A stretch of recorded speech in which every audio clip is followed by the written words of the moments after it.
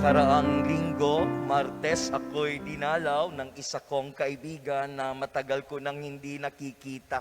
Kababata at kaprobinsya, si Dr. Pichi Sora Viñas. And her grown-up children, Alec and Luke, were with her. They came to visit me here in the parish. It has been a long time since I had seen them. The last time I saw her was when the children were still kids. And since then, it was only through Facebook that I came to be updated about them. Nagdidilig ako ng halaman sa taas bandang alas 10:30 ng umaga noong natanggap ko ang mensahe, PM, a private message, na sila ay nasa De La Salle University, Dasmariñas, at ang plano nila ay dumaan dito sa atin pag-uwi nila sa Las Piñas. Tinawag ko ang ating kasama si Edo. Sabi ko, Edo, agad-agad maglinis ka ng sala.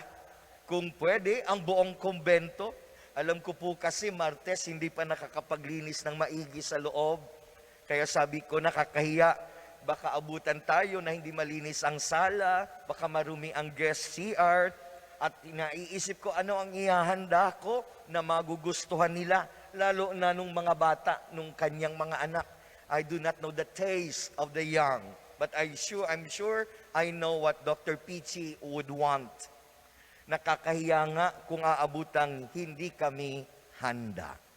An hour after, we were all set to receive them. The living room has been cleaned up, food is ready, which could be lunch or merienda, depende kung anong oras sila dadating. And the table was all set.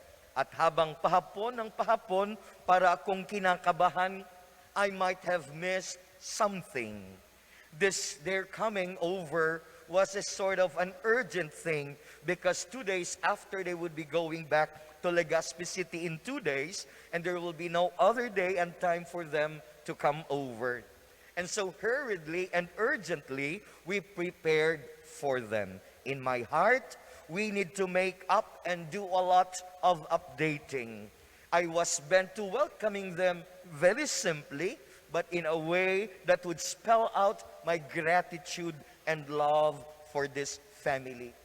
My friends, if we could be that excited when friends visit, if we could expediently prepare for a longtime friend and her family, if we could prepare right away, then we should even be more excited, more prepared for the coming of a king, for the coming of Jesus. Someone is coming indeed. That's what the Advent season is all about. The Son of God, the King of Kings, is coming to us in a very concrete and historical way. His coming is not unannounced. We get a notification of His coming from John the Baptist, who is presented in today's Gospel as the voice of one crying out in the desert. Ang sabi ng isang sumisigaw sa ilang. John is the messenger of God. Sinugo siya ng Diyos upang maging tagapaghanda ng daraanan ng haring darating. Ang tinutukoy pong paghahanda ay ang pagsasaayos, hindi ng ating bahay, hindi ng ating sala, hindi ng ating guest CR. Ang pagsasaayos ng ating buhay, ng ating landas sa paglalakbay sa buhay na ito. Ang Panginoon ay darating. We are told to make straight His path. Tuwirin ang kanyang daraanan. Ang tinutukoy rito ay ang likong daan, ang hindi matuwid na daan na ating tinatahak. Kaya magandang tanungin, nasaan ako ngayon? Ang daan ba ng kabutihan at katuwiran ang aking dinadaanan? Nakatuon ba ang aking atensyon sa mga pagpapahalaga na ayon sa kalooban ng Diyos. Anong daan ng kasalanan ang aking tinatahak sa kasalukuyan? Ano ang bit-bit ko at parabagang umaalipin sa akin ngayon? Let us listen to the voice of God in John. Make straight his paths, winding roads be made straight, and rough roads, ang baku-bakong daan, ay dapat pantayin. Kung nasa liko-likong daan, kumambyo tayo. Kung nasa baku-bakong daan, kung nasa liko-likong daan, kumambyo tayo. It's not too late to change gear and walk on straight and smooth path. Let us change gear so we could walk through the path of righteousness. Ang ikalawang imbitasyon, tambakan ang bawat lambak. Every valley shall be filled. A valley is a low-lying area. Anumang pagkalugmok sa buhay ay dapat iahon natin ang ating mga sarili. We should strive to rise above whatever makes us discouraged, untrusting, and even unbelieving. Any form of a low point in our lives must be filled with hope, with zealousness, with utmost trust, and the will to be better. And this is a call for us na hindi tayo magliwaliw, that we do not wade and wallow in the sorrows and frustrations in life, but to rise from all adversities and let ourselves be filled with hope and trust in the Lord. Sa kabilang banda, ito rin ay nangangahulugan bilang paanyaya upang maging daan tayo ang bawat isa sa atin, maging katulong tayo ng ating kapwa upang sila rin ay makaahon at ating maiahon sa kinalulugmukang sitwasyon ng buhay. Hindi lang tayo ang aahon, iaahon din natin kung maaari ang ating kapwa at mga kasama. The next invitation is, every mountain and hill shall be made low. Kung may mga mabababang bahagi na dapat tambakan upang pumantay sa ibang daan, mayroon din namang mga matataas na burol at bundok na dapat tibagin.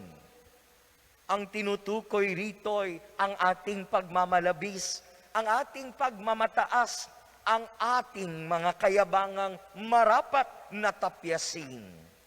Pride and hypocrisy isolate us from others. It is a mindset that keeps us away from the Lord. Kapag tayo ay nagmamayabang, kapag tayo ay nagmamataas, ang sinasabi natin, ako ang Diyos, ako ang masusunod.